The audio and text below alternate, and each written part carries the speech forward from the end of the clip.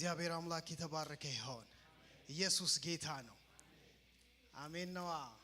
ኢየሱስ ጌታ ነው። ደስ ያለው ሰው በጣም ጮክ ብሎ አሜን ይበል። ኢየሱስ ጌታ ነው። ኢየሱስ ጌታ ነው። እንኳን ለጌታችን ለመድኃኒታችን ለኢየሱስ ክርስቶስ ሞትና ትንሣኤ የመታሰቢያ በዓል እግዚአብሔር በሰላም አደረሳችሁ። ወዳጆች ሆይ ብዙ የሃይማኖት መሪዎች አሉ እዚህ ምድር ላይ ታሪክ በደንብ የሚነግረን ማለት ነው። እና ኖረው ደክሟቸው ሞቱ። ኃጢአት ገደላቸው። ማብቂያቸው ሞት ነው። የታሪካቸው ማብቂያ ሞት ነው። የገደላቸውም አንድ ነገር ነው። ስሙ ኃጢአት ይባላል። ገደላቸው። ማብቂያ አላቸው። ብዙ የሃይማኖት መሪዎች አሁን የምታውቋቸው ብዙ ሃይማኖቶች መሪ አላቸው። ከፊት የመሩ እንደ ጌታ የተከበሩ እንደ አምላክ የተመለኩ ግን ኖረው ሞቱ። ኃጢአት ገደላቸው። የኔና የናንተ ጌታ ግን ኃጢአት አልገደለው፣ ፍቅር ገደለው። ፍቅር፣ የሰው ልጅ ፍቅር፣ ለሰው ልጅ ፍቅር ራሱን አሳልፎ ሰጠ። በፍቅር ምክንያት ወዶ ሰው የሰው ልጅ ወዶ ፍቅር አስጨንቆት ስለ ፍቅር ሲል ራሱን አሳልፎ ሰጠ። በፍቅር ምክንያት የሞተ አባት አለኝ። ፍቅር ይዞት የትኛውም ሃይማኖት በርብራችሁ አንብባችሁ አጥንታችሁ ብትመጡ ስለ ሞቱ ትነግሩኛላችሁ። የገደለው ግን እኔ ልንገራችሁ ኃጢአት ይባላል። ኢየሱስን የገደለው ግን ኃጢአት አይደለም፣ ፍቅር ይባላል። አይ ነው ሞተ ሲባል ልትፈሩት ትችላላችሁ። አርብ ነው የሞተው። ኢየሱስ ሞቶ ያበቃ አምላክ ደግሞ አይደለም። ይኸውላችሁ የትኛውም የሃይማኖት መሪ ሞተ ከተባለ በኋላ ታሪኩ ይነገራል እንጂ ስለ መኖሩ አይነግሯችሁ። ይኸውልህ ትንሣኤ ይዞ ያለው አምላክ በሰማይ ከእግዚአብሔር ጋር አብሮ ያለ ብቸኛ አምላክ ስሙ ኢየሱስ ይባላል። ስማኝ፣ ትንሣኤ ያለው አምላክ ማለት እሁድ የሚባል ቀን ብቅ ሲል ተነስቶ ደግሞ ሕያው የሆነ በሕያውነት ደግሞ እኛን ይዞ የተነሳ የእግዚአብሔር ልጅ ስሙ ኢየሱስ ይባላል። ማብቂያቸውን ነው የሚነግሯችሁ። የኛ አምላክ እንደዛ አይደለም። ትንሣኤ የሚባል ነገር እሁድ ማለዳ ይዞ የመጣ የተነሳ አምላክ እናመልካለን። ሕያው የሆነ አሁን ያለ በመካከላችን በሰማይ በዙፋን ያለ ምድር ደግሞ መቀመጫው የሆነች ዝም ብሎ የሚያየን በልባችን ውስጥ ቤቱን ያረገ የእግዚአብሔር ልጅ ኢየሱስ የሚባል እናመልካለን። አለ ሕያው ነው።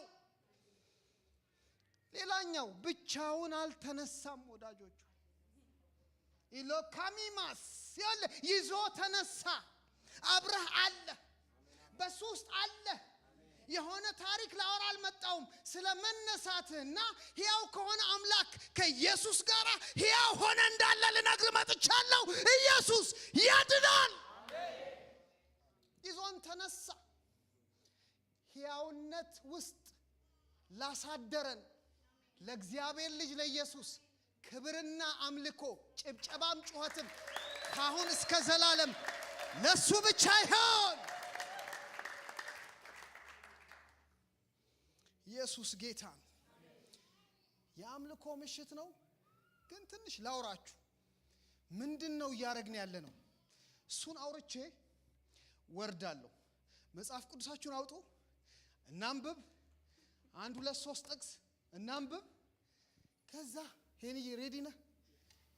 እኔ በጌታዬ ፊት መጨፈር መዘመር ሌላ ምን ክብር አላችሁ ወዳጆች ሆይ?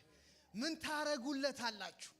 ለኢየሱስ ለሞተላችሁ፣ ነፍሱን ለሰጣችሁ፣ ደሙን ላፈሰሰላችሁ፣ ሕያዋን ላረጋችሁ፣ ኃጢአታችሁን ላጠበ፣ ቆሻሻችሁን ላነጻ፣ ከናንተ ጋር ለዘላለም ሊኖር ቃል ለገባ፣ ኪዳን ለገባ ሰማይ የምትገናኙት የእግዚአብሔር በግ ኢየሱስ እሱ አለ እዚህ ቤት ውስጥ። ኢላፓኒያሞስ እሱ አለ እዚህ ቤት ውስጥ። ለሱ ልዘምር ነው የመጣሁት። ፓስተር እንዲሆኛ የወጣሁት ራሱ ድንገተኛ የስብከት እንትን ስለሆነ ይሄ ስብከት የለውም አምልኮ ነው። ግን ትንሽ ላውራችሁ የእግዚአብሔር ቃል ዘጸአት ምዕራፍ 12 ምንድነው ይሄ ነገር? ይሄ ፋሲካ እንደዚህ ብዬ ነው ማወራው። የምታውቁትን ፓስተር ሲያነብ ነበር። ፋሲካችን ክርስቶስ ታርዶልናል። ስለዚህ ፋሲካችን ኢየሱስ ብለን ነው የምናወራው። አንድ 20 ደቂቃ እናወራና ከዛ ወደ መዝሙሩ። እነሱም ብሬክ ማድረግ አለባችሁ፣ ራይት? ትንሽ ማረፍ አለባችሁ። እሺ 11 ቁጥር 11 ዘጸአት ምዕራፍ 12 ቁጥር 11 ይሄ ኢየሱስ ክርስቶስ ፋሲካችን ነው ብዬ ላወራችሁ። ኢየሱስ ራሱ እና ይሄ ፋሲካ በዓል የተጀመረበት ኢቨንት ነው። እግዚአብሔር ሙሴንና አሮንን በቃ ህዝቡ ፋሲካ ያርግልኝ ብሎ ያወራበት ምዕራፍ ነው። ምዕራፍ 12 ቁጥር 11ኛው ጋር ነው ሄጄ ማነበው እስከ 14 ሙሴን ህዝቡ ፋሲካ ያርግልኝ ብሎ በቃ ሰብስባቸው ንገራቸው ፋሲካ ያርጉልኝ። ምንድነው ይሄ ነገር? ስትበሉም ልብሳችሁን ለብሳችሁ ባጭሩ ታጥቃችሁ ጫማችሁን አድርጋችሁ በትራችሁን ይዛችሁ በጥድፊያ ብሉ። ይህ የእግዚአብሔር ፋሲካ ነው። እኔም በዚያች ሌሊት በግብጽ ምድር አልፋለሁ፣ በሰውም ከእንስሳም የተወለደውን የበኩር ልጅ ሁሉ እገድላለሁ። የግብጽ አማልክት ሁሉ ላይ እፈርድባቸዋለሁ። እኔ እግዚአብሔር ነኝ። ደሙም ያለበትን ቤት ለይቶ የሚያሳይ ምልክት ይሆናችኋልና እኔ ደሙን በማይበት ጊዜ እናንተን አልፋለሁ። ግብጽን ስቀታ መቅሰፍት አያጠፋችሁ። ይህ ቀን መታሰቢያ ታደርጉታላችሁ። በሚቀጥለው ትውልድ ሁሉ ቋሚ ሥርዓት ሆኖ የእግዚአብሔር በዓል አድርጋችሁ ታከብራላችሁ። ኢየሱስ ጌታ ነው። እግዚአብሔር ራሱ ነው ከሙሴ ጋር የሚያወራው። ብሉ፣ አንድ ጠቦት አምጡና ብሉ፣ አርዳችሁ ብሉ፣ ፋሲካ አርጉ። ግብጽ ውስጥ ሆነው ነው ይሄንን ነገር የሚነግራቸው። ግን በቃ የመጨረሻው ጊዜ ደርሶ ነው። ላስወጣችሁ ነው። ከዚህ ልንወጣ ነው። ከዚህ ጭንቀት ልንወጣ ነው። ሊያበቃ ነው መከራው። ጭንቀቱ ሊያበቃ ነው። ጨለማው ለቅሶ ሊያበቃ ነው። ጩኸት ሊያበቃ ነው። ግን ከመውጣታችሁ በፊት ብሉ፣ እረዱና ብሉ። ስትበሉ እንደዚህ ብሉ። በቃ ልትወጡ ስለሆነ ልብሳችሁን ልበሱ፣ ቀበቶ ታጠቁ። ጠበቅ አድርጎ ቶሎ ቶሎ በልቶ መውጣት ነው። ልንወጣ ነው። ብሉ። ከመውጣታችሁ በፊት ግን አንድ ነገር አረጋለሁ። ያስጨነቃችሁን አስጨንቀዋለሁ። ያስጨነቃችሁን አስጨንቀዋለሁ። የተበቀላችሁን፣ ያስለቀሳችሁን፣ ልጆቻችሁን የገደለባችሁን፣ ራቁታችሁን ያስቀራችሁን፣ እግዚአብሔር የለም ብላችሁ እስክትማረሩ ድረስ ማጉረምረም በአንደበታችሁ ውስጥ የከተተውን እሱን እገለዋለሁ። የሚመጣው መልአክ ገዳይ ነው፣ ይገላል። ግን የእናንተን ቤት እንዲያልፍ ስትበሉ ካረዳችሁት ደም የደሙን ምልክት ወስዳችሁ መቃናችሁ ላይ አድርጉ። መልአኩ ይመጣል፣ እላይ ነግረዋለሁ። ደም ካየህ እለፍ። ኢየሱስ ያድናል። ደም ካየህ እለፍ። ምልክቴ ነው። ከህዝቤ ጋር የገባሁት ምልክት ነው። ደም ካየህ እንዳትገባ እንዳትገል እዛ ቤት ደስታ ነው ያለው። ሴሌብሬት እያደረጉ ነው፣ እየበሉ ነው፣ እየጠጡ ነው። ስጋ ነው ቤት ውስጥ ያለው፣ ቂጣ ነው፣ የተጠመቀ ነገር ነው። እያፋጩ ነው፣ እግዚአብሔር ሊያስወጣን ነው ብለው እየደነሱ ነው። በእግዚአብሔር ፊት በደስታ ናቸው። እሱም ቤት ዝለል ይላኮማያስ። ግን ጠላት አለ፣ ያልተቀባ ካገኘ ግደል። አስጨንቋልና ህዝቤን ነገር ለህዝብ ሁሉም ከቀቡ በኋላ አንተ እዚህኛው ቤት ደስታ ነው፣ እዛኛው ቤት ልዩነቱ ምንድነው? ምልክ ደሙ ነው። ያልፋል መልአኩ። ጎረቤት ለጎረቤት ቁጭ ብለው ነበር። አንደኛውን ቤት ያስለቅሳል፣ አንደኛው ቤት ደስታ ነው። ምንድነው ምክንያቱ? ደም አለ፣ ምልክት አለ አለ፣ የተቀባ ነገር አለ። አይነካም ያ ቤት። ያለቀሱበት ዘመን ነበረ። አሁን ግን ከዚህ በኋላ ከቶ ላለማልቀስ በእውነተኛ ደስታ ውስጥ ከእግዚአብሔር ጋር ለዘላለም ሊኖሩ እየወጡ ስለሆነ ይህን ቤት ዝለል።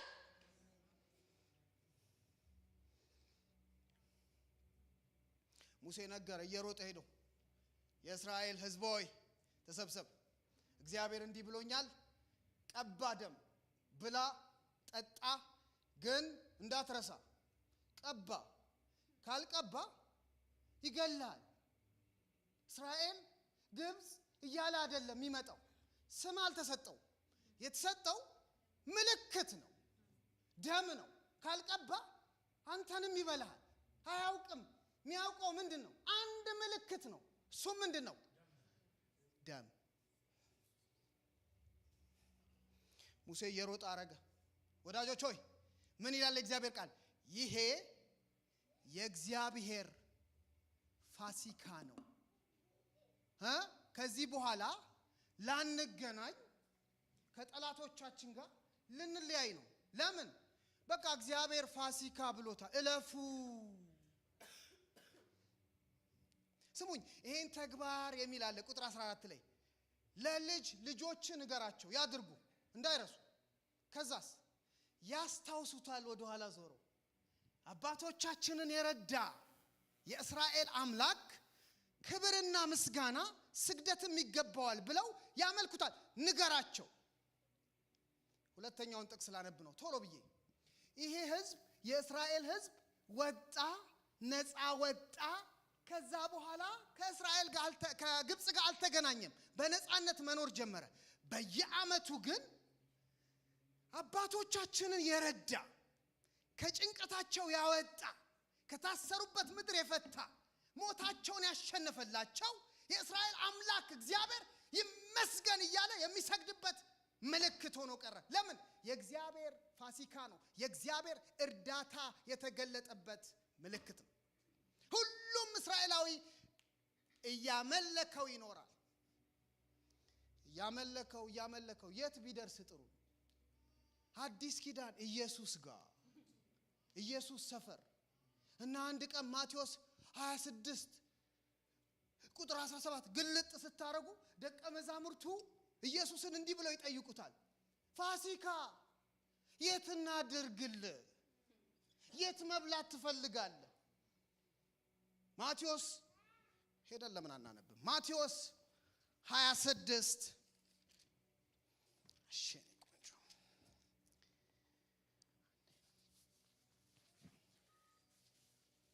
26 ቁጥር 17 ማቴዎስ ወንጌል ምዕራፍ 26 ቁጥር 17 በቂጣ በዓል የመጀመሪያው ቀን ደቀ መዛሙርቱም ወደ ኢየሱስ ቀርበው ፋሲካን እንድትበላ የት እናዘጋጅልህ ዘንድ ትፈልጋለህ አሉት። ኢየሱስም ነገራቸው። ሂዱና አንድ ሰው አለ፣ እዛ ቤት ግቡና ከናንተ በቃ አንተ ቤት ፋሲካ ይዘጋጅልኝ፣ አንተ ቤት ልበላ ፈልጋለሁ በሉት አለ። አዘጋጁ ምግብ። ስሙኝ፣ አዘጋጁ። ሊበሉ ቁጭ ሲሉ ኢየሱስ ምን ቢያረግ ጥሩ ነው? በቃ በልቶ መለያየት አይደል እንዴ? በቃ እግዚአብሔርን አመስግኖ ሰግዶ መለያየት አይደል እንዴ ስርዓቱ?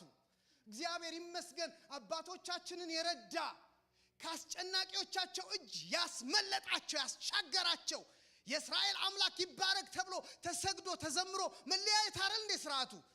እዚህኛው ምዕራፍ ላይ አይደለም። ኢየሱስ ዓርብ ቀን ሊሰቀል ሐሙስ ነው ፋሲካ ሊያዘጋጁለት የፈለጉት። አነሳ ኢየሱስ አነሳ። ሊበሉ ሲዘጋጁ አንስቶም ቂጣውን እንዲህ አለ፣ ይሄ ለእናንተ የሚቆረስ ስጋዬ ነው፣ ይሄን ብሉ። ደሙን የወይን ጠጅ አነሳና አሳይቷቸው፣ ይሄ ደግሞ ለኃጢአት ሁሉ ይቅርታ የሚሆን የአዲስ ኪዳን ደሜ ነው፣ ይህንን ጠጡ ብሎ ሰጣቸው። ይሄ ለአንድ እስራኤላዊ ስትሬንጅ ነገር ነው። ምንድነው የሚያወራው? ምክንያቱም እንዲህ አይከበርም በዓሉ፣ እንዲህ አይደለም ስርዓቱ።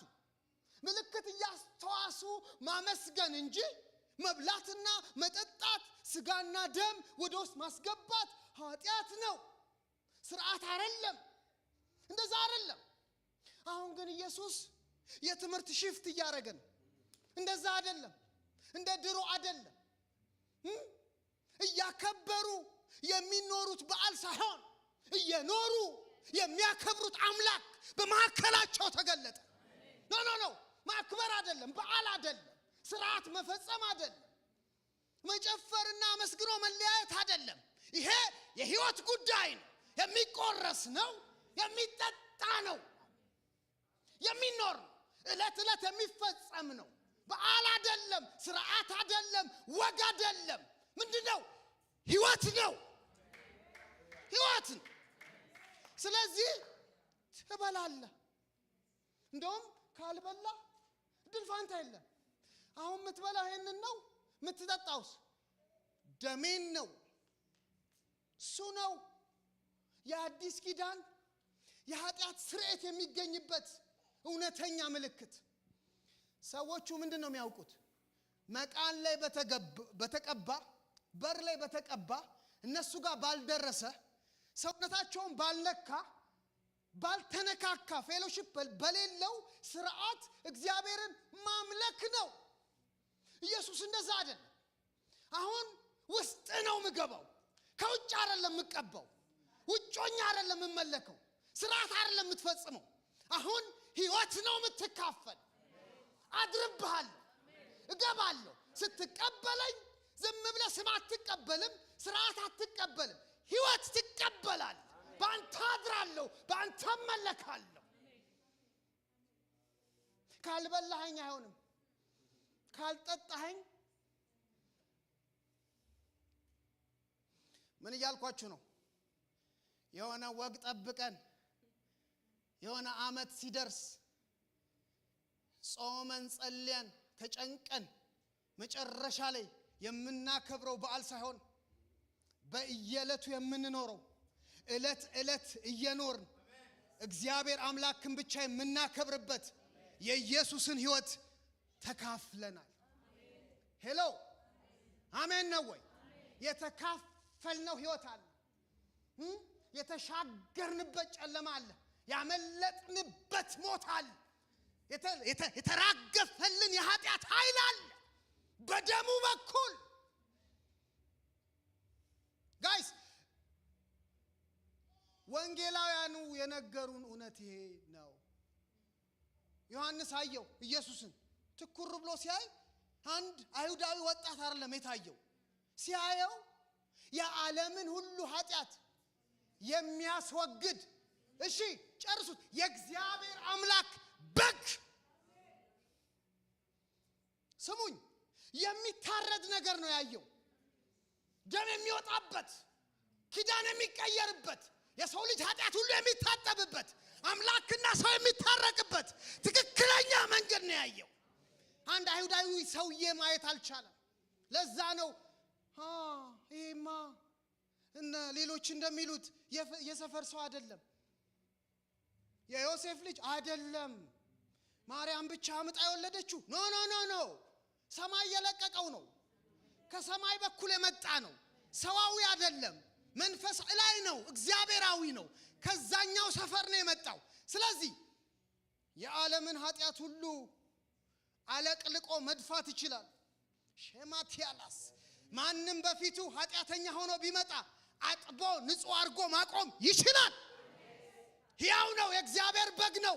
ሲታረድ የሚወጣው በግ መቃል ላይ ተቀብቶ ጠላት እንደሚያመልጥ ብቻ ሳይሆን ልብ ላይ ይፈስና ለዘላለም በእግዚአብሔር ፊት እንድትቆም ሕያውነት ይሰጥሃል።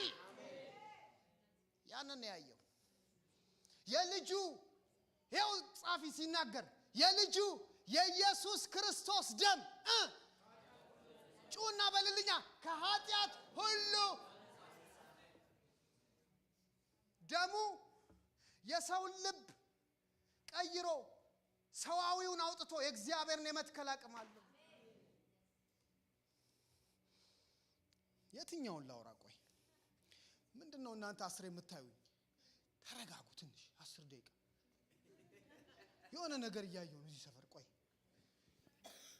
እሺ ነብዩን ደግሞ ቆይ ነብዩን እናንሳ። እዚህ ሰፈር ተለጥፎ ነበር ቅድም ትንቢተ ኢሳይያስ ምዕራፍ 53 ሁሌ የሚባል ጥቅስ ነው። ገራሚ ጥቅስ ነው። በቃ ኢየሱስ ትንሣኤውን የሚነግረን፣ ሞቱን የሚነግረን፣ የኢየሱስን ጭንቀት የሚነግረን፣ ምን ያህል ዋጋ እንደከፈለ የሚነግረን። ስሙኝ ይህችን ቃል ግን አንድ በጣም ነብዩ ተጨንቆ ያወራውን ነገር ልንገራችሁ። ስሙኝ። ኢሳይያስ ምዕራፍ 53 7 እና 8 ብቻ እናንብብ። እንደዚህ ይላል። ተጨነቀ ይላል ኢየሱስ። ተጨነቀ፣ ተሰቃየ፣ አፉን አልከፈተም። ለመታረድ እንደሚነዳ ጠቦት በሸላቾቹ ፊት በሉ በጌታ ዝም አለ። በቃ በሸላቾቹ ፊት እንደሚታረድ በግ ዝም አለ። እንዲሁ አፉን አልከፈተም። ቁጥር 8 በማስጨነቅና በፍርድ ተወለደ፣ ስለ ሕዝቤ ኃጢአት ተመቶ ከሕያዋን ምድር እንደተወገደ። ለምንድን ነው ኢየሱስ የሞተው? ለምን የተመታው? ወዳጅ ሌላ ምንም ምክንያት የለውም። እግዚአብሔር የሚለን ላንቺ ነው። የተጨነቀው የተሰቃየው ላንቺ ነው። የሚሰራውስ አንቺ ውስጥ ሆኖ ነው። ካልገባ እንደ ድሮ ኪዳን ከውጭ ሆኖ የሚሰራ አይደለም። ኢቭን ዞ አዳኝ ቢሆንም ኢቭን ዞ ደሙ የማንንም ኃጢአት አጥቦ ከውጭ አውጥቶ ሰውየውን የማንጻት አቅም ቢኖረው ካልበላኸው፣ ካልጠጣኸው፣ ውስጥ ካላስገባኸው ለኃጢአት ስርየት የተላከልህ ከእግዚአብሔር ዓለም የመጣ እውነተኛ የኃጢአት ማስተሰሪያ በግ እንደሆነ ካልገባ፣ ያንን ካላስተዋልክ ዋጋ የለውም። ጳውሎስ ምንድነው ያለው? እቺን ተናግሬ ሰብሰብ አረጋታለሁ። ፓስተር ሲያነብ ነበር አንደኛ ቆሮንቶስ ምዕራፍ 5 ቁጥር 7 ጳውሎስ ገባው ይሄ ነገር ስርዓት እንዳልሆነ ገባው፣ ሕይወት እንደሆነ ገባው። ስለዚህ አሁን ፋሲካን እናክብር ሳይሆን የሚለው በሱ ዶክትሪን ፋሲካችን ክርስቶስ ራሱ ምን ሆኗል? ታርዶልናል። በሱ በኩል ነው አሮጌው እርሾ ወጥቶ በአዲስ ማንነት መመላለስ የሚቻለው፣ አዲስ ፍጥረት መሆን የሚቻለው በዚህ በታረደው በእግዚአብሔር ልጅ በኩል። ስለዚህ ፋሲካ በዓል አይደለም። ራሱ ምንድነው እያለን ነው? ኢየሱስ ነው። ጠብቀን ብቻ አንድ ያናከብርም ሃይማኖታዊ ስርዓት አይደለም። ሁሉ ጊዜ በመኖር ለእግዚአብሔር ደስታ እንሆንለታለን። ስለዚህ ፋሲካችን ራሱ በጉ ኢየሱስ ታርዶልናል። ሁለተኛ ቆሮንቶስ ምዕራፍ 5 ላንብብና ልጨርስ። ቁጥር 14 እስከ 25 ላንብብ። እነዚህን ቃላት ስሙኝና ዝም ብዬ ልውረድበት፣ ከዛ እንዘምራለን። ስሙኝ። ለምን የሞተ ይመስላችኋል? ብዙ ምክንያቶች አሉ። ጳውሎስ ከዚህኛው ሐሳብ ጋራ ከአንደኛ ቆሮንቶስ ምዕራፍ 5 ጋራ ፓራሌል አልጎ የጻፈው ምዕራፍ 5 ሁለተኛው ቆሮንቶስ ላይ ከቁጥር 14 ጀምሮ ያለውን ሐሳብ እናንብብና ለምን እንደሞተ አውርተን ወርዳለሁ። ከዚህ ሁለተኛ ቆሮንቶስ ከቁጥር 14 እንጀምር እስቲ።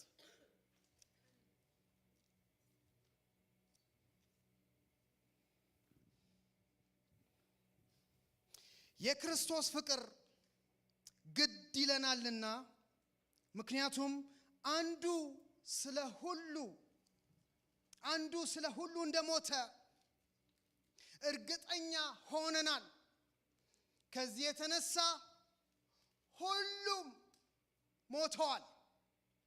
በሕይወት ያሉትም ለሞተላቸውና ከሙታን ለተነሳላቸው እንጂ ከእንግዲህ ለራሳቸው እንዳይኖሩ እርሱ ስለ ሁሉ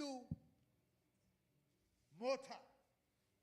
ስለዚህ ካሁን ጀምሮ ማንንም በውጫዊ ነገር አንመዝንም። ከዚህ ቀድሞ ክርስቶስን በዚህ መልክ መዝነነው ነበር። ከእንግዲህ ግን እንደዚህ አናደርግም። ስለዚህ ማንም በክርስቶስ ቢሆን አዲስ ፍጥረት ነው። አሮጌው ነገር አልፏል፣ እነሆ አዲስ ሆኗል። ይህ ሁሉ ከእግዚአብሔር ነው። እርሱ በክርስቶስ አማካኝነት ከራሱ ጋር አስታረቀን፣ የማስታረቅንም አገልግሎት ሰጠን። ቁጥር 19 እግዚአብሔር በክርስቶስ ዓለምን ከራሱ ጋር ሲያስታርቅ የሰዎች በደልን አይቆጥርባቸውም ነበር። ለእኛም ደግሞ የማስታረቅን ቃል ሰጠን። ስለዚህ እኛ የክርስቶስ እንደራሴዎች ነን። እግዚአብሔርም በእኛ አማካኝነት ጥሪውን ያቀርባል። እኛም ከእግዚአብሔር ጋር ታረቁ ብለን በክርስቶስ እንለምናችኋለን። ቁጥር 21 እኛ በእርሱ ሆነን የእግዚአብሔር ጽድቅ እንድንሆን ኃጢአት የሌለበትን እርሱን እግዚአብሔር ስለኛ ኃጢአት አደረገው። እግዚአብሔር ስም የተባረከ ይሁን። የሞተበት ምክንያት እነዚህ ናቸው። ቁጥር 16 እኛ በእርሱ ሆነን በሕይወት እንድንኖር እርሱ ስለኛ ሞተ። እኛ በእርሱ ሆነን በሕይወት እንድንኖር መች ወዳጆች ሆይ ሁል ጊዜ ሕያው የሆነው እግዚአብሔር በሰማይ እስካለ ድረስ ሁል ጊዜ ሕያውነትን በሰጠን በእግዚአብሔር ሆነን ከእርሱ ጋር እንድንኖር ሞት ማያውቀው ዘላለማዊ ሆነ ሰማይ ምድር የተሰራ በእጁ አሁን እንኳን ተቆጣጥሮ ያዛት አምላክ ኢየሱስ የሞተው እኛ ደግሞ በሱ ሆነን ሕያዋን ሆነን ከእርሱ ጋር እንድንመላለስ ነው። ይህን በዓል ስታከብሩ ይህንን አስቡ። ከሱ ጋር ካልተመላለስን ሞቱን እናቃልላለን። ስሙኝማ፣ ምን አልኩኝ? ከሱ ጋር ዕለት ዕለት ካልተመላለስን ይሄን በስንት ጣርና ጭንቅ እየወደድ ነው ደስ ብሎን ያገኘነውንና የምናመልከውን ኢየሱስ ሞቱን ክቡር ሞቱን እናቃልለዋል። ለምን ሞተ? ሌላ ሰውን ሁሉ በስጋ እንዳናውቅ። እቺ በጣም መተንተን ያለባት ቃል ነች። ሰውን ሁሉ በስጋው እንዳናውቅ የአምላክ ፍጡር ቅዱስ መልክ የእግዚአብሔር ኢሜጅ ያለበት እንደሆነ እያወቅን እንድንቀበል እርሱ ኢየሱስ ስለኛ ሞተ። ሀበሻ ስማኝ፣ ኦሮሞ፣ አማራ፣ ትግሬ፣ ፖለቲከኛ፣ ጎበዝ፣ አጭር፣ ረዥም፣ አዋቂ፣ ምሁር፣ ሰባኪ፣ ምዕመን የሆነ ነገር እያልክ ስታተስ እንዳሰጥ ሰምተኛል። የኔን ቃል ባወራ እዛ ጋር ትደበድቡኛላችሁ። የእግዚአብሔር ቃል ስለሆነ ብትደበድቡኝ ችግር ውስጥ ትገባላችሁ። ታውቃላችሁ አይደል? አሜን አሜን እያልክ ብቀጥል ይሻላል። በስጋ እንዳናውቅ ሰው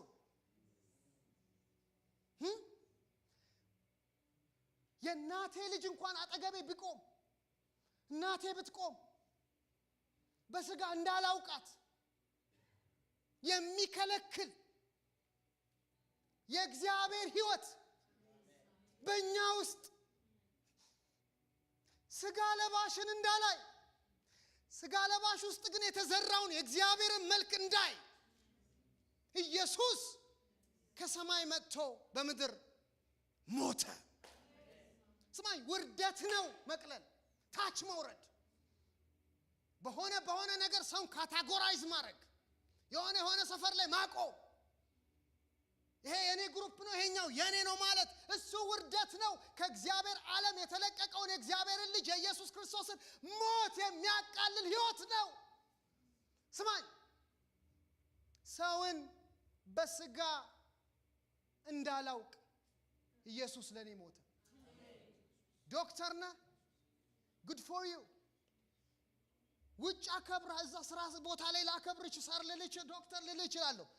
ኢየሱስ ከተባለ ቀለም ማያውቀው ስሙን ጽፎ ማይችለው ሰውዬ ካንተ እኩል ነው። አሜን አትሉም እንዴ? ዶክተር ነው እንዴ ሞላው እዚህ ቤት ጸጣላችሁ? እኩል ነው። ምንም ንቅንቅ የምትለው ነገር የለም። በስጋ እንዳናውቅ። እቺ ሴንሲቲቭ ነች፣ ነክቼ ልለፍ በቃ ምንም ማድረግ አልችልም። አማራ ኦሮሞ ምንድነው የኔ ዘር ሀዲያ እያልኩ የሆነ ምን እንደሆነ እያልኩ ወላይታ ነው። በኢየሱስ ጌታ ስም በኢየሱስ ስም በሉ። ይሄ ምንም ችግር የለውም። እኔ ላይ ኃጢአቱ እኔ ላይ ይውደቅ። ይሄ ከአፋችሁ እንዲወድቅ ስለፈለኩ ከልባችሁ ላይም ተንከባሎ እንዲወድቅ በኢየሱስ ስም በሉ። ያንን በጌታ በኢየሱስ ሰውን በስጋ እንዳላውቅ እችላውራ በእርሱ ሆነን አዲስ ፍጥረት አሮጌው ነገር ጩሁና በሏ አሮጌው ነገር ይሄ ሰው ካታጎራይዝ የሚያደርገው ሰው የሚመድበው እዚህ ሰፈር ነው የሚለው እዚህኛው ግሩፕ ነው የሚለው ከዚህኛው መንደር ነው የሚለው ይሄንን ካልያዝክ አትጠቅምም የሚለው እሱ አሮጌው ነገር አልፏል። እነሆ አዲስ ፍጥረት ሆነናል። ይሄ ሰማይ የለቀቀው ሕይወት ነው። ከምድር ላይ አታገኙትም። ሰፈር ውስጥ የለም፣ እናታችሁ ጋር የለም፣ አባታችሁ ጋር የለም፣ ዘራችሁ ውስጥ የለም፣ ገንዘባችሁ ውስጥ የለም፣ ዕውቀታችሁ ውስጥ የለም። ይሄ ሕይወት የሚገኘው ከሰማይ በተገለጠው በኢየሱስ ብቻ ነው።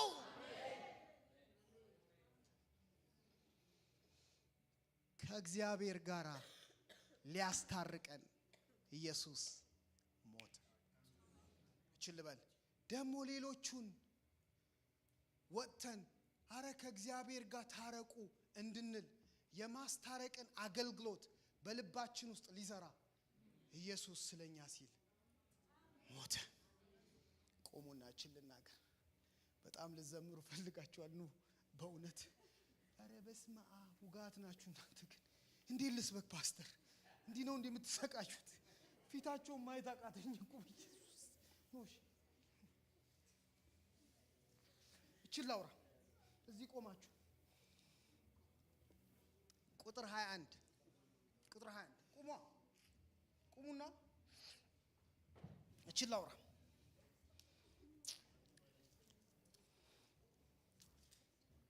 እችላውራ አላችሁ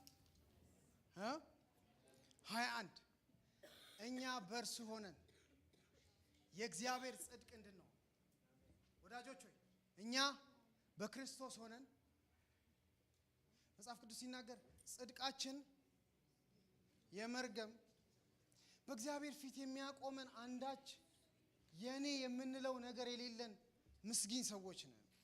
አሜን ነው። ግን እኛ በእርሱ ውስጥ ሆነን በእግዚአብሔር ፊት እንድንታይ የእግዚአብሔር ጽድቆች እንድንሆን ስሙኝ፣ እችን ያዙ። ስትወጡ ሰዎች ያዩዋችኋል። በእውነት ትኩር ብለው ሲያዩዋችሁ የእግዚአብሔር ጽድቅ የሚል ምልክት አለባችሁ።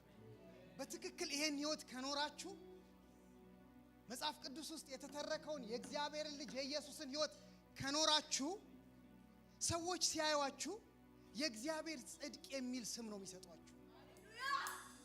ጌታ በሚያውቁ የኢየሱስን ህይወት ከኖራችሁ፣ ሌላ ከኖራችሁ ያው እንደ ሌላ ሰው ነው የሚያዩዋችሁ። የኢየሱስን ህይወት ከኖራችሁ በእናንተ ውስጥ እግዚአብሔር ኢየሱስን ጽድቅ አድርጎ ስለዘራው የእግዚአብሔር ጽድቅ የሚል ምልክት ይዛችሁ በዚህ በተዋረደው አመጽ በሞላበት ኩነኔ በሞላበት ዓለም ላይ የእግዚአብሔር ጽድቅ ሆናችሁ ትገለጣላችሁ። ሄይ እግዚአብሔር ልጁን የገደለው ራሳችንን ብናቀርብለት እንደማይሆን ስለገባው የኛ ስለማይበቃል፣ ግን በኢየሱስ የእግዚአብሔር ጽድቅ ሆነን እንድንታይ እግዚአብሔር ልጁን ገደለው። ዓለም እንዲያበራ ከፈለጋችሁ፣ ሰው ሁሉ እንዲድን ከፈለጋችሁ፣ ይህን ብርሃን ሰው ሁሉ እንዲያውቅ ከፈለጋችሁ ወዳጆች ሆይ መጽሐፍ የያዘውን ኢየሱስን በመኖር የእግዚአብሔር ጽድቅ ሆናችሁ በምድር ላይ ተገለጡ። ኢየሱስ ያድናል። ከፍ ያለ ጭብጨባ ለጌታችን። ሃሌሉያ።